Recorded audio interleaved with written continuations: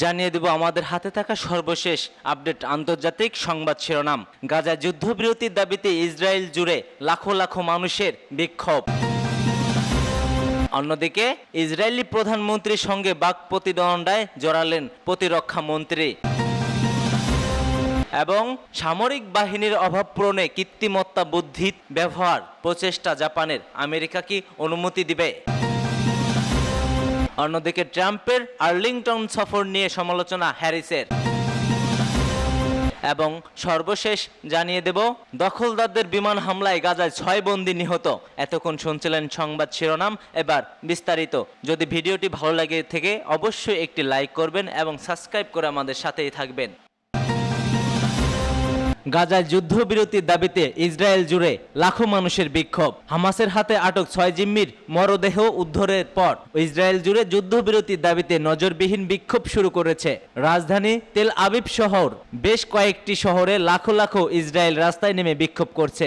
রাফা শহরের নিচে এক সুড়ঙ্গে 6 জিম্মির মরদেহ উদ্ধার করে ইসরায়েলি সেনাবাহিনী। এতে এক মার্কিন নাগরিকও ছিলেন। বিক্ষোভকারীদের অভিযোগ, জিম্মিদের মুক্তির জন্য চুক্তি করতে অবহেলা করছে বেনিয়ামিন নেতানিয়াহুর সরকার। রোববার যুদ্ধবিরতির আলোচনা ভেঙে যাওয়ায় বিক্ষোভ থেকে নেতানিয়াহুর পদত্যাগের দাবি উঠেছে। এদিকে দ্রুত যুদ্ধবিরতির দাবিতে আজ সোমবার দেশ জুড়ে ধর্মঘটের ডাক দিয়েছে হিস্তা দ্রুত নামে ইসরায়েল বৃহত্তর এক শ্রমিক সংগঠন।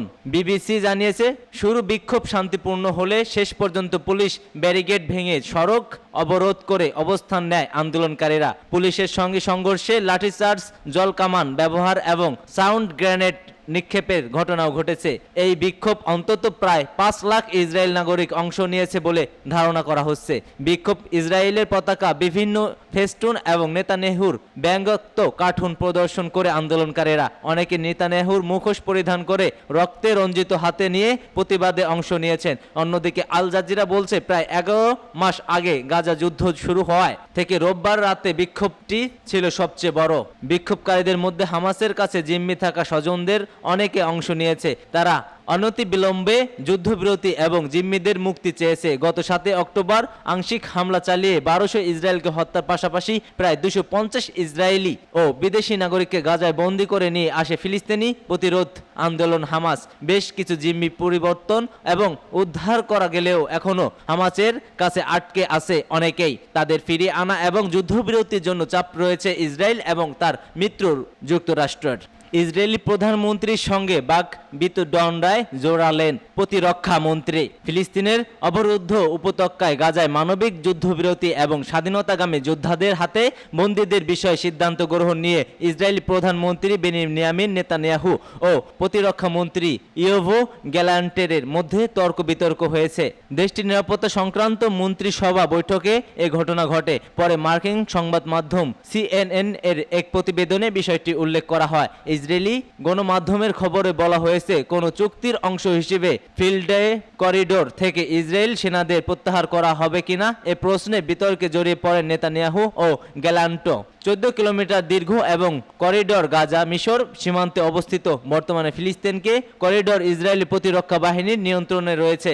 গাজা যুদ্ধবিরতি চলাকালীন ফিলিস্তিনকে করিডোর ইসরায়েলি সেনাবাহিনী মোতায়েন রাখা নিয়ে হামাস ও ইসরায়েলের মধ্যে দ্বন্দ্ব রয়েছে। হামাসের দাবি, যুদ্ধবিরতি চলাকালে সীমান্ত এলাকা থেকে ইসরায়েলি সেনাদের সরিয়ে নিতে হবে, তবে এ বিষয়ে কোনো সিদ্ধান্ত নিতে পারেনি ইসরায়েল। বিভিন্ন সূত্রে জানা গেছে, বৃহস্পতিবারের বৈঠকে নেতানিয়াহু একটি ম্যাপ দেখিয়েছিলেন। মন্ত্রিসভা অনুমোদন সাপেক্ষে তিনি ফিল্ড ডে লাফি করিডোরে ইসরায়েলি সেনা মোতায়েন করে রাখতে চান। তখন গ্যালেন্টিন বলেন, এতে হামাস একমত হবে না। গত 7 অক্টোবর ইসরায়েলের হামলা চালিয়ে প্রায় 250 জনকে জিম্মি করে হামাস। ওই হামলায় নিহত হন অন্তত 1139 জন। সেদিন থেকে গাজায় হামলা চালিয়ে আসছে ইসরায়েল। এতে এখন পর্যন্ত 40,691 জন নিহত হয়েছেন। এমন পরিস্থিতি গাজায় যুদ্ধবিরতির লক্ষ্যে হামাস ও ইসরায়েলের সঙ্গে আলোচনা চালিয়ে যাচ্ছে যুক্তরাষ্ট্র সহ কয়েকটি দেশ। এদিকে সামরিক বাহিনীর অভাব পূরণে কৃত্রিম বুদ্ধিমত্তা ব্যবহারের প্রচেষ্টা জাপানের, আমেরিকা কি অনুমতি দেবে? পাস্ট টুডে জাপানের প্রতিরক্ষা মন্ত্রণালয় জানিয়েছে সেনা সদস্যের ঘাটতি পূরণ করতে তারা কৃত্রিম বুদ্ধিমত্তা প্রযুক্তি ব্যবহার করার কথা ভাবছে। জাপানের প্রতিরক্ষা মন্ত্রণালয় তাদের সামরিক জনবল ঘাটতি মেটাতে কৃত্রিম বুদ্ধিমত্তা, অটোমেশন এবং সামরিক বাহিনীর অবস্থান উন্নয়নে বিনিয়োগ করার পরিকল্পনা করেছে। রয়টার্সের বরাত দিয়ে পাস্ট টুডে বলে, জাপানের সেলফ ডিফেন্স ফোর্সে বার্ষিক নিয়োগের সবচাইতে খারাপ পরিসংখ্যান ঘোষণা করার পর তাদের প্রতিরক্ষা মন্ত্রণালয় ওই সিদ্ধান্ত নেয়। এসডিএফ চলিত বছরে 31শে মার্চ পর্যন্ত 10,000-এরও কম নৌসেনা বিমান বাহিনীর সদস্য নিয়োগ করা হয়েছে। নিয়োগের এই সংখ্যা লক্ষ্যমাত্রা থেকে 50% কম।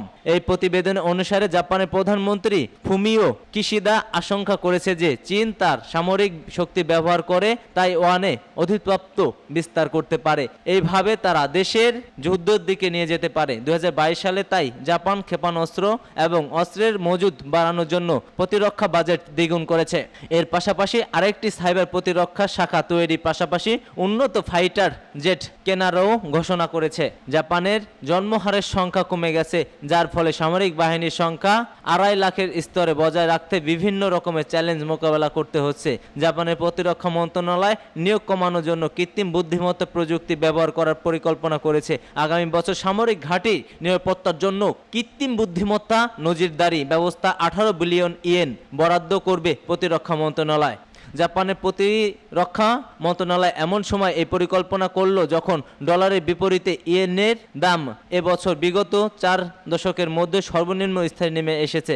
দ্বিতীয় বিশ্বযুদ্ধ পরবর্তী ইতিহাসে এটা জাপানের সামরিক ক্ষেত্রে সবচেয়ে বড় রকমের পরিবর্তন। বর্তমানে ডলারের বিপরীতে ইয়েনের অবমূল্যায়নের ফলে জাপানের জন্য হেলিকপ্টার, সাবমেরিন এবং ট্যাঙ্ক সহ সামরিক সরঞ্জাম আমদানির খরচ অনেক বেড়ে গেছে। এসব সামরিক সরঞ্জামের বেশিরভাগই আমেরিকার। জাপান সামরিকভাবে মার্কিন যুক্তরাষ্ট্রের উপর প্রত্যক্ষভাবে নির্ভরশীল। এই প্রশ্নটি এখন দেশের সামরিক উন্নয়নের প্রেক্ষাপটে উত্থিত হয়, বিশেষ করে কৃত্রিম বুদ্ধিমত্তার ক্ষেত্রে আমেরিকা টোকিও হাত কতটা খোলা রাখবে। খবর পাস্ট টুডে। ট্রাম্পের আর্লিংটন সফর নিয়ে সমালোচনা করলেন হ্যারিস। যুক্তরাষ্ট্রের ভাইস প্রেসিডেন্ট এবং ডেমোক্রেটিক প্রেসিডেন্ট মনোনীত প্রার্থী কমলা হ্যারিস এক্স প্ল্যাটফর্মে শনিবার সাবেক প্রেসিডেন্ট ডোনাল্ড ট্রাম্পের আর্লিংটন কবরস্থান সফর তীব্র নিন্দা জানিয়েছেন। তিনি বলেছেন, ডোনাল্ড ট্রাম্পের আর্লিংটন কবরস্থান প্রচারণা চালানোর বিষয়টি অসম্মানজনক। এই নিয়ে বিতর্ক শুরু হয়েছে রাজনৈতিক মহলে। আর্লিংটন কবরস্থান রাজনৈতিকের জায়গা নয় মন্তব্য কমলা হ্যারিসের। তিনি এক্স প্ল্যাটফর্মে লেখেন, এটা একটা গৌরবময় স্থান, এমন একটা জায়গা যেখানে আমরা আমেরিকান বীরদের সম্মান জানাতে একত্রিত হয়েছি, যারা এই জাতির সেবায় চূড়ান্ত আত্মত্যাগ করেছে।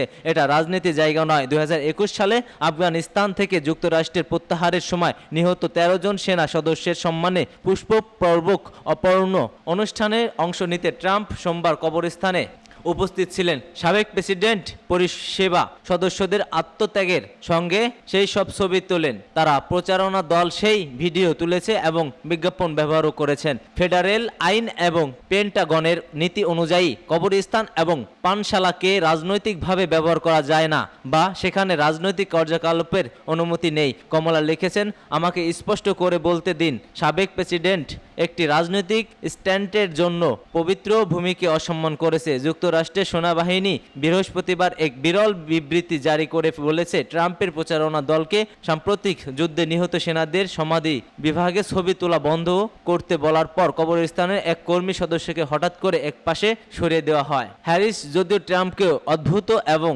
ভাবনা চিন্তা ঠিক নেই বলে উল্লেখ করেছেন। যুক্তরাষ্ট্রের যেসব সেনা সদস্য যুদ্ধক্ষেত্রে হতে ফেরত আসেন তাদের বলা হয় ভেটেরান। হ্যারিস এবং ট্রাম্প উভয়ই ভেটেরান।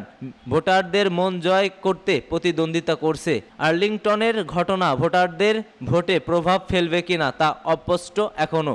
এপ্রিলের এক প্রতিবেদনে পিউ রিসার্চ সেন্টার দেখেছে সামরিক ভেটেরানরা রিপাবলিকান পার্টির পক্ষে। দখলদারদের বিমান হামলায় গাজায় 6 বন্দী নিহত হয়েছে। ফিলিস্তিনের ইসলামী প্রতিরোধ আন্দোলন হামাসের একজন শীর্ষ পর্যায়ের কর্মকর্তা বলেছেন, ইহুদিবাদী ইসরায়েলের বিমান হামলায় দক্ষিণ গাজা উপত্যকায় একটি সুড়ঙ্গের ভিতরে 6 ইসরায়েলি বন্দী নিহত হয়েছে। হামাসের রাজনৈতিক ব্যুরো সদস্য ইজ্জত আল রিশক আজ এক বিবৃতিতে একথা জানিয়েছেন। তিনি বলেন, যারা প্রতিদিন আমাদের মানুষকে হত্যা করে তারা আমেরিকান অস্ত্রসজ্জিত ইসরায়েলি উপনিবেশকারী। গাজায় পাওয়া বন্দীরা আমাদের হামলায় নয় এবং অবিরাম ইহুদিবাদী বোমাবর্ষণে নিহত হয়েছে। আল রিস্ক আমেরিকা সমালোচনা করে বলেন, প্রেসিডেন্ট জো বাইডেন যদি সত্যি ইসরায়েল বন্দীদের জীবন নিয়ে চিন্তা করেন তাহলে তার উচিত অর্থ ও অস্ত্র দিয়ে ইসরায়েলের প্রতি সমর্থন বন্ধ এবং অবিলম্বে গাজা আগ্রাসন বন্ধ করার জন্য ইসরায়েলকে চাপ দেয়া। হামাস নেতা এই বিবৃতির আগে আজই ইসরায়েলি সামরিক মুখপাত্র রিয়ার অ্যাডমিরাল ড্যানিয়েল হাগারি অভিযোগ করেন, হামাস 6 বন্দীকে হত্যা করেছে, যাদের মৃতদেহ দক্ষিণ গাজার রাফা শহরে একটি সুড়ঙ্গের মধ্যে পাওয়া গেছে। খবর পাঁচ টুডো।